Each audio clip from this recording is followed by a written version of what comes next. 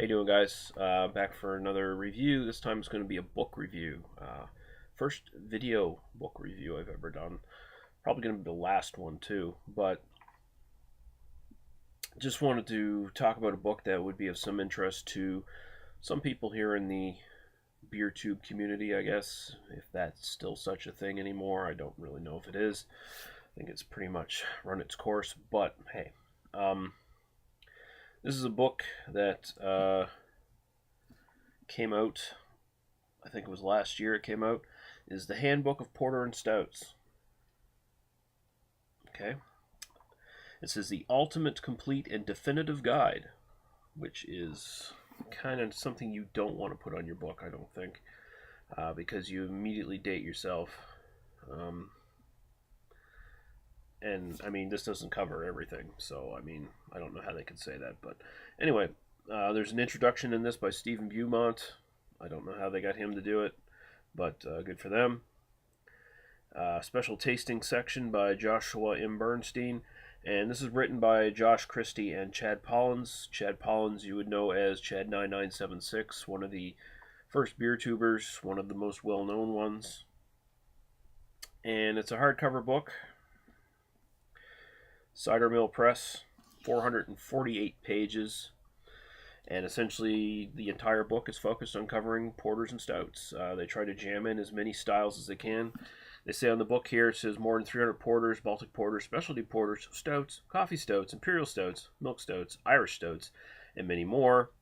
There's history pieces in here on the history of porters and stouts, how they started out, how they diverged from one style into two styles, and then many other little sub-styles. A special section by beer superstar Joshua M. Bernstein on the new wave of culinary beers, black beers, and many other variations. And of course, again, it touts the introduction by world beer expert Stephen Beaumont, who's pretty cool. He's a good writer. And essentially this is filled with reviews by Chad Polenz, Josh Christie, and I think there's some other people in here as well that have their reviews put in. It's a little ambiguous, honestly, and I'll get into that here soon. $29.95, nice hardcover book in the US, $35.95 in Canada. And of course, that's before taxes. I bought this off eBay secondhand for, I believe it was $17.20 or something like that.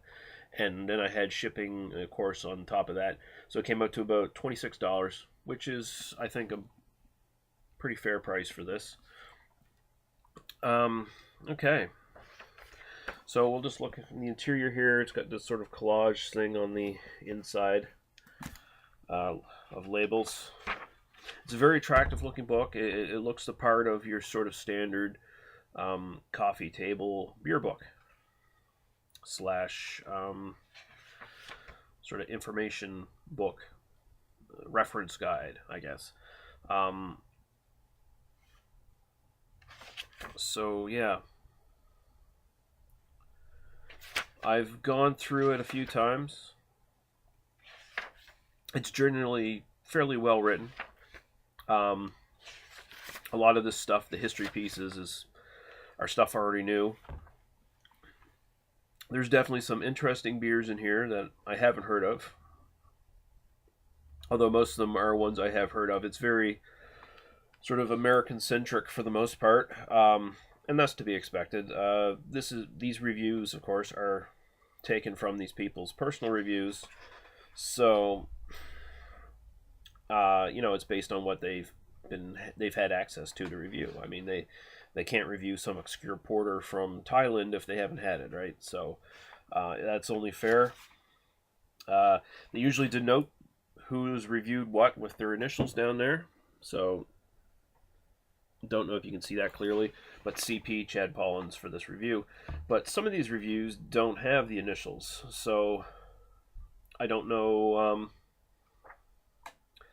I don't necessarily know who wrote some of these reviews. For instance, here they have DP here for whoever that is who did that review, and they have no initials on the one right next to it, okay? They have some pretty good photos in here, though. The pages are a little bit busy, as you can see. They've got some unique designs to them, sort of beer rings on a table kind of thing. I don't know if you can really see that clearly. Oh yeah, there you go. Little beer rings and shit there. I did find it interesting. I don't know how many inaccuracies there are in this book. There's bound to be some, right? Reference books are hard to put together. Even the Oxford Encyclopedia Beer or whatever by Garrett Oliver, there have been inaccuracies in that pointed out, and that's an excellent book still. So, very great reference book. But we'll just look at a review here by Chad Polenz. This is a beer actually I sent him. The Propeller Porter. So this is taken from his review of that.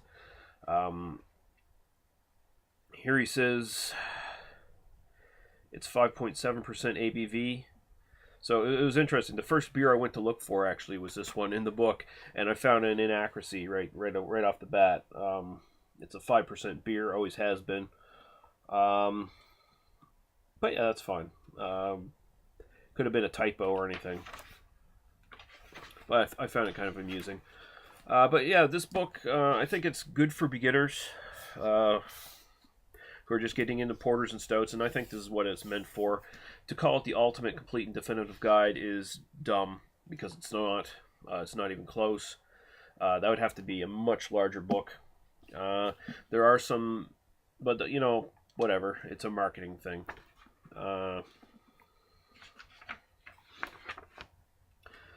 So, what did I want to point out? Yeah, there's one big thing about this book, is it's hard to sort of directly go to something and look it up reference-wise, because there is no index in this fucker. There's also no glossary of terms. Any good coffee table beer book, and I've read many, almost all of them have an index of some sort. Take the Michael Jackson beer book.